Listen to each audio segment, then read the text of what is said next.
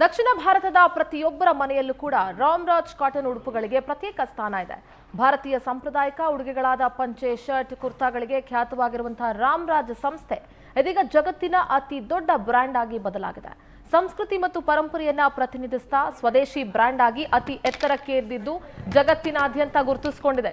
ಕರುನಾಡಿನಲ್ಲೂ Ramaraj rocking ಮಾಡ್ತಾ ಇದೆ. ಈ ಬಗ್ಗೆ ಸಂತಸವನ್ನ ಹಂಚಿಕೊಂಡಂತ ಸಂಸ್ಥೆಯ ಮಾಲೀಕರಾದ ನಾಗರಾಜ್ 1983ರಲ್ಲಿ ಚಿಕ್ಕದಾಗಿ ಶುರುವಾದ ಈ ಸಂಸ್ಥೆ ಹಂತ ಹಂತವಾಗಿ ಎತ್ತರಕ್ಕೆ ಬೆಳೆದ ನೆನಪುಗಳನ್ನ ಮೆಲುಕು ಹಾಕಿದ್ರು.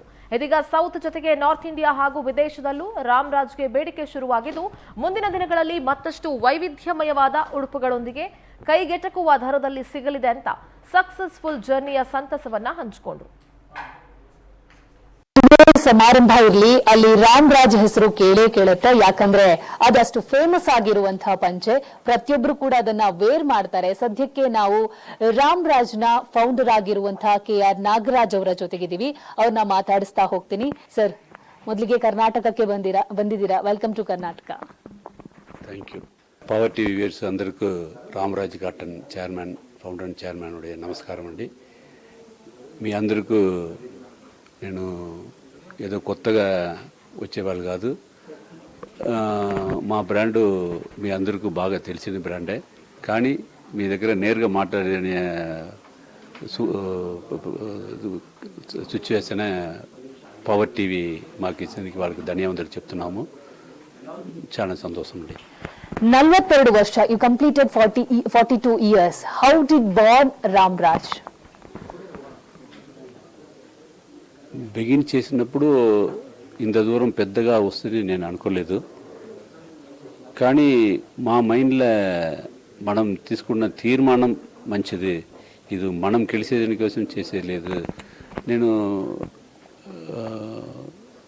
మా పాలసీలు నేను చెప్పేది ఎట్లంటే, మనం గెలిచాలంటే వేరెవరో ఓడిపోవాలా. కానీ నా పాలసీ వేరే వాళ్ళని గెలిచిపెట్టి మనం గెలిచాలా. దీనికి ఒక ఐడియా పెట్టుకొని ఫస్ట్ మా మగ్గాల వాళ్ళు చాలా పావర్టీలు ఉన్నారు, వాళ్ళు పైకి రావాలా. మళ్ళీ రీటైల్ పార్టీలు మన సరుకు పెట్టినప్పుడు వెంటనే అమ్మాలా, వాళ్ళకు రీజనబుల్ లాభం దొరకాల. మళ్ళీ మా బ్రాండ్ అక్కడ పెట్టిన వాళ్ళకి గౌరవం దొరకాల.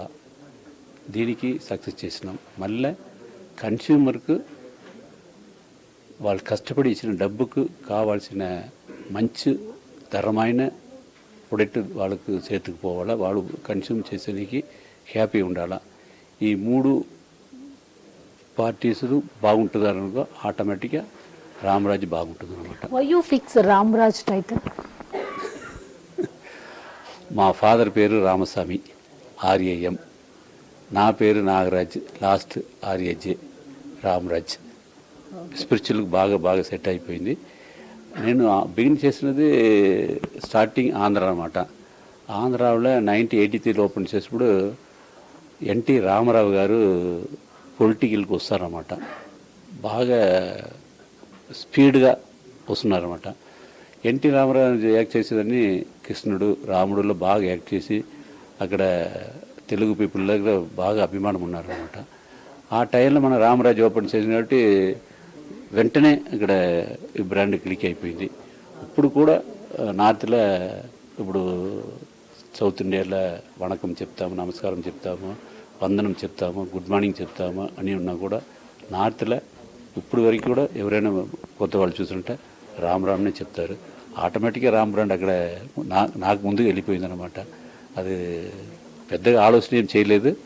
ఫాదర్ పేరులో ప్రేమ ఉంటుంది కాబట్టి మా ఫాదర్ పేరు పెట్టి చేయాలా కోసం చేసినాము.